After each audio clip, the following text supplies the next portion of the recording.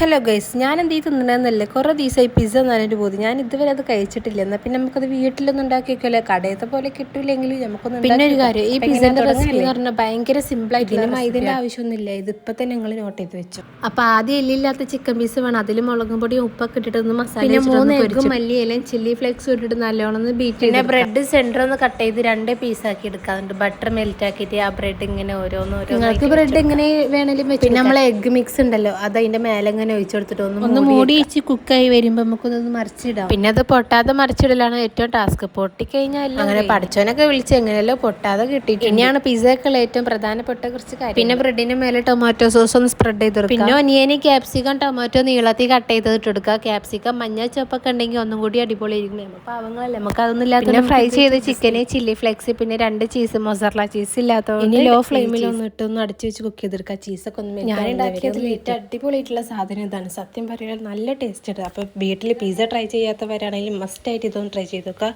അപ്പോൾ ഇത്രയേ ഉള്ളൂ. Bye friends.